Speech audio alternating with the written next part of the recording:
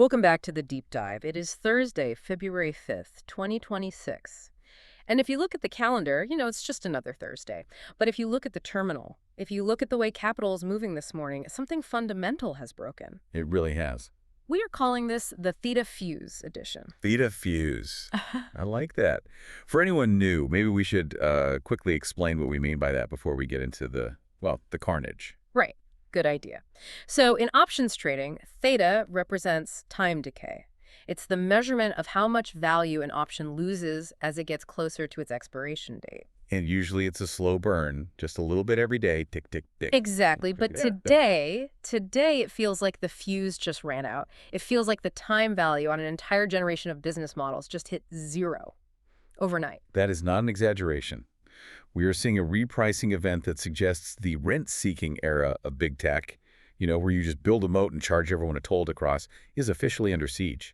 And we're not just talking about a red day on the charts. We're talking about a $1 trillion question mark hanging right over the software industry.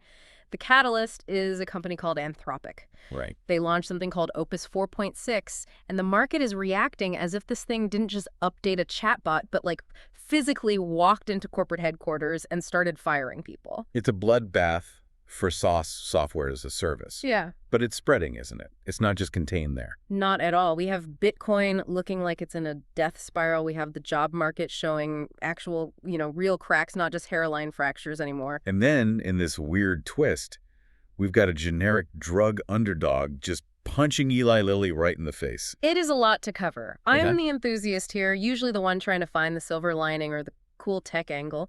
But honestly, looking at these sources today, I'm struggling to find the everything is fine button. And I'm the realist. My job is usually to tell you to calm down and, look at the PE ratios, look at the fundamentals. But today, the numbers are screaming. The market is efficient, eventually. But today it is just violent.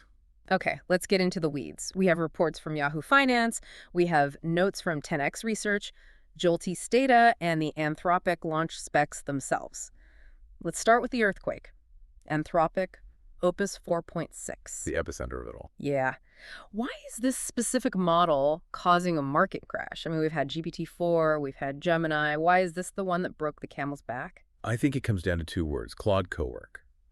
Before this, AI was a tool. It was, let's say, a very smart dictionary. You asked it a question, it gave you an answer. You asked it to write a poem, it wrote a poem. It was passive, it waited for you. Yeah, it was like a really smart intern who just sat in the corner and waited for instructions. You had to tell it exactly what to do. Exactly. Opus 4.6 is being marketed completely differently. They're calling it an AI colleague. And that distinction, that word matters because of agency. This model has deep integration into file systems, into workflows. What does that actually mean, deep integration? It means it can read your entire company's file structure. It can organize folders, draft documents, and this is the absolute killer. It can use plugins to actually execute tasks in sales and finance. Okay, but hang on. I have to push back a little here. Microsoft Copilot has been promising this for, 2 years now? It integrates with Excel. It integrates with Word. Why is the market acting like Anthropic just invented fire? That's a fair question. Is Opus really that much better, or is the market just, looking for an excuse to sell off? I think the difference is friction. Microsoft's Copilot is still largely a sidecar to the application. You're still in Word using Copilot to help you write. You're still in Excel. Opus 4.6, with its new interface, suggests you don't need to open the application at all. At all. You don't open Salesforce to log a lead. You don't open QuickBooks to run a P&L. You just tell Claude, hey, update the Q1 projections based on the last 3 emails from the sales director. And it goes into the back end, it finds the data, it updates the database, and it generates the report for you. So it completely bypasses the user interface. It bypasses the seat. And that is the economic terror that is gripping the market today. We have to really drill down into the SaaS business model for a second. You do it. For the last 15 years, the greatest business model in history has been software as a service. You build a piece of software, let's say a CRM like Salesforce, or a tax tool like TurboTax. Then you charge a company a monthly fee for every single human being who uses it. The per-seat license. $50 a month for Bob, another 50 for Susan. Exactly. It's sticky, it's recurring revenue. Wall Street pays a massive premium for that predictability. But Anthropic just introduced a mechanism that potentially reduces the number of Bobs and Susans you actually need. Right. If an AI agent can do the work of 3 junior analysts, Why would you renew those 3 Salesforce licenses next year? You don't. You definitely don't. Yeah. Maybe you renew one for the senior manager who just checks the AI's work. Or maybe. Or maybe you don't even need the Salesforce license at all if the AI can just build its own lightweight database to track things. That's the real fear, isn't it? That's the existential fear. It's what I'm calling the chauffeur problem. The chauffeur problem. I like it. Explain. Okay, so imagine you're wealthy and you pay a chauffeur, say, $50,000 a year to drive you around. Sounds nice. Then one day, you buy a fully autonomous car. The car drives itself perfectly. Do you still pay the chauffeur? No, of course not. The chauffeur is now redundant. In this analogy, the software companies are the chauffeurs. They were the necessary, expensive intermediaries between you and your data. But if Opus 4.6 allows you to interact with your data directly, naturally, and instantly, why would you keep paying rent to the software company? That is a terrifying proposition for these companies, and the market is absolutely voting with its feet today. Let's look at the actual carnage. Salesforce, CRM, down 25% year to date and just getting hammered today. A quarter of its value, gone. Investors are looking at that per-feet model and realizing the denominator, the number of seats, might be about to collapse. And it's not just them. SAP, the German giant, down 18%. And Intuit, the TurboTax and QuickBooks guys, plummeted 32%. That one feels particularly aggressive to me. 32%. I mean, everyone still needs to do their taxes, right? You think so? They do. But Intuit makes a lot of its money on upsells and the live expert help. If Opus 4.6 can digest the entire U.S. tax code, which, let's be clear, it can, and then look at your bank statements, which it can, and then fill out the forms with 99.9% accuracy for a fraction of the cost, well, Intuit's moat suddenly looks a lot shallower. And then there's LegalZoom, down nearly 20%, and Thomson Reuters dropped 16%, their biggest single-day drop ever. And LegalZoom is the perfect canary in the coal mine for what we'd call templated knowledge work. What's that? A huge part of their business is helping you form an LLC or write a basic will or draft a simple contract. It's all just text manipulation based on a set of rules. Which is exactly what large language models excel at. It's their core competency. Yeah. If I can go to Claude and say, draft an LLC operating agreement for a Delaware C Corp with these specific vesting schedules, and it does it perfectly in 30 seconds, I'm not paying LegalZoom $200 for a template. It's the commoditization of expertise. It used to be that knowing how to write the contract was the value. Now the value is just having the idea to write it in the first place. The execution is becoming free. Precisely. The barrier to entry for so many professional services is just collapsing in real time. LPL Financial put out a note on this. Thomas Shipp, their head of equity research, he asked the billion-dollar question. Why pay for a platform that now takes developers less time with AI? Meaning, if I can build my own little mini app to handle my company's invoices using AI in a single afternoon, I don't need to buy Oracle's massive, expensive suite. Right. We were seeing the unbundling of the enterprise. For a decade, we bundled everything into these huge SaaS platforms. Now, AI agents might allow us to unbundle it all into custom, cheap, and even ephemeral workflows. But wait, I have to play devil's advocate for a second. We're talking of the complete and utter destruction of the enterprise software market. But big companies, they are so slow. Yeah, it's true. I mean, General Electric isn't going to rip out SAP tomorrow just because a chatbot got a shiny new update. Yeah. These systems are deeply integrated. You have compliance, security, legacy data. Isn't the market just overreacting? That is the counterargument, and it's a strong one. We can call it the moat of bureaucracy. The mode of bureaucracy. I love that. We are simply too slow and inefficient to be disrupted. Essentially, yes. Mark Lipschultz, he's the co-CEO Blue Owl Capital. He was on CNBC practically shouting this from the rooftops. His firm is heavily invested in these software companies, so, grain of salt. He's talking his book a little bit. A little bit. But he said, and I'm paraphrasing, do you really think Fortune 500 companies are going to rip out their entire backbone and trust a chatbot? That's just not how the world works. He sounds defensive, like a guy watching his net worth just evaporate in real time. He is defensive for sure, but he's not wrong about the timeline. It takes years, sometimes a decade, to migrate massive enterprise systems. However, the stock market doesn't price in today. No, it prices in the future. You price it in the future. And if the future, even 5 years out, looks like a world with 50% fewer software seats, then the stock crashes today. And what about Google? I mean, Sundar Pichai, he had to answer for this too. Google Cloud hosts a lot of this very software that's getting killed. Pichai is in a really tough spot. He's trying to sell the enabler narrative. He said something like, AI is an enabling tool. It makes Salesforce better. It makes Intuit better. That's the classic "a rising tide lifts all boats" argument. It is, but investors aren't buying it. They see AI not as a tide, but as a tsunami that just washes away the middleman. And Mhm. frankly, Google has its own very expensive problems right now. Let's talk about that, because you'd think if software is dying because AI is winning, then the companies that are building the AI, Google, Microsoft, Amazon, they would be skyrocketing. But Alphabet, Google's parent company, is down 5%. Why? It's the cost.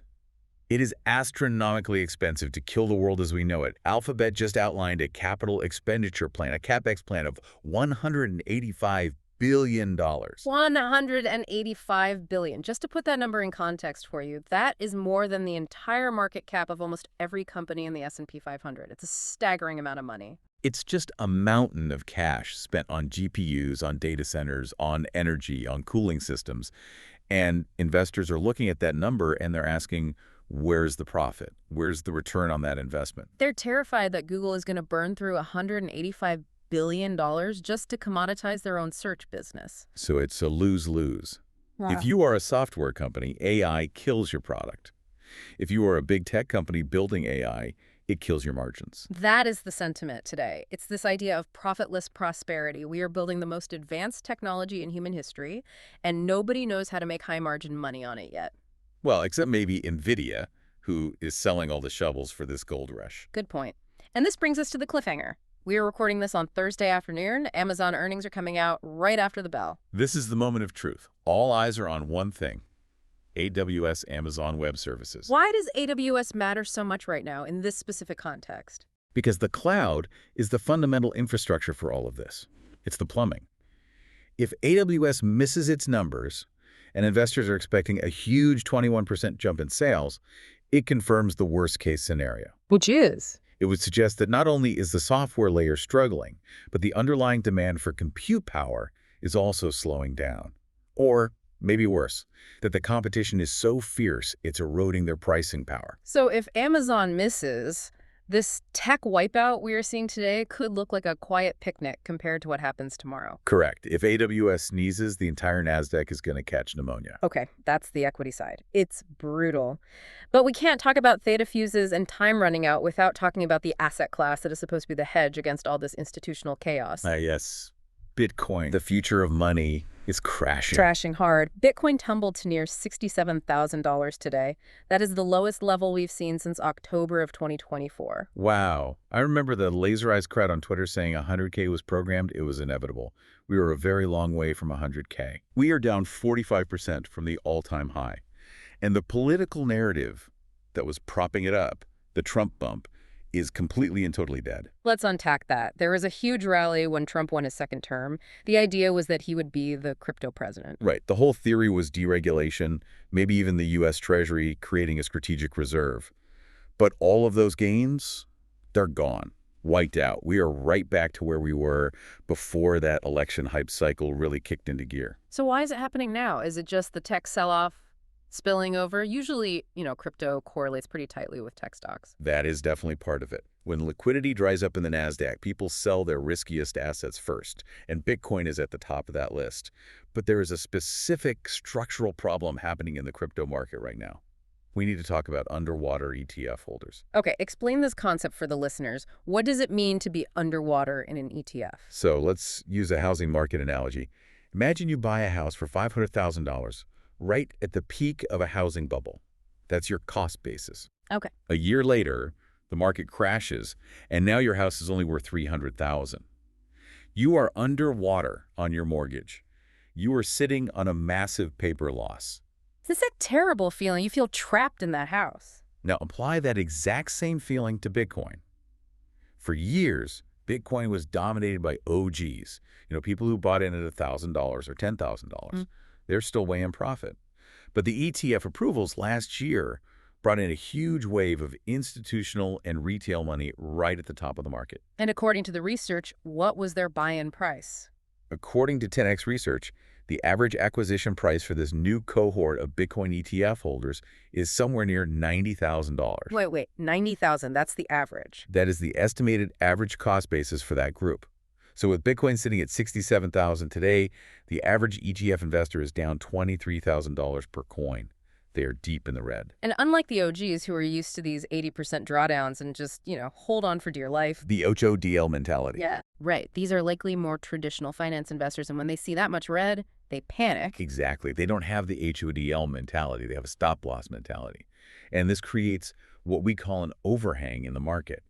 Every time Bitcoin tries to rally, say it gets back to 75K, these people think, thank God I can finally get out with a smaller loss, and they sell. It just creates this massive ceiling on the price. So there's a giant wall of sellers just waiting to exit at any sign of strength. A huge wall. 10x Research is calling it a larger bear market structure. They're looking at the charts and saying, this isn't a dip, this is a trend. They don't see a bottom until possibly the summer. Summer of 2026, oof, that is a long crypto winter. And then, just to make things worse, you have Michael Burry throwing gasoline on the fire. The big short himself. He's never met a bubble he didn't want to pop. What's his take on this? He's using the term death spiral. He wrote a note saying that Bitcoin is finally being exposed as a purely speculative asset. His whole argument is that Bitcoin was pitched as digital gold, a hedge against inflation, a hedge against government chaos. But when the chaos actually arrived, it just dropped like another risky tech stock. Worse than a tech stock. Gold is actually up. Bonds are steady. Bitcoin is down 45%. Burry is basically saying, see, I told you so. It's not a hedge, it's just risk. And then there was the final nail in the coffin from the government side, the dream of the strategic Bitcoin reserve. The Hail Mary for the bulls. The ultimate hope was that the U.S. Treasury would start buying Bitcoin, just like it buys gold. Well, Treasury Secretary Bessent killed that dead on Wednesday. What did he say? He said explicitly, I do not have the authority to do that. Full stop. Wow. It's amazing how much of the crypto price was just propped up by that one specific rumor. Hope is a powerful drug, and the withdrawal symptoms are clearly very painful. So we have tech melting down because AI is maybe too good. We have crypto melting down because the narrative broke. Let's widen the aperture. The macro economy. Usually if stocks crash, you hope the real economy is strong enough to hold up. But the data today, it's unsettling. Yeah, we're back in a bad news is bad news environment. The JOLTS report came out this morning. JOLTS job openings and labor turnover survey. I always feel like this is a report that everyone ignores until things start to go wrong. It's the Fed's favorite report, for better or worse. And today, it was ugly. Job openings tumbled to 6.5 million. That is the lowest level since 2020. Since the pandemic lockdowns, that is a really stark comparison. It missed expectations by a mile.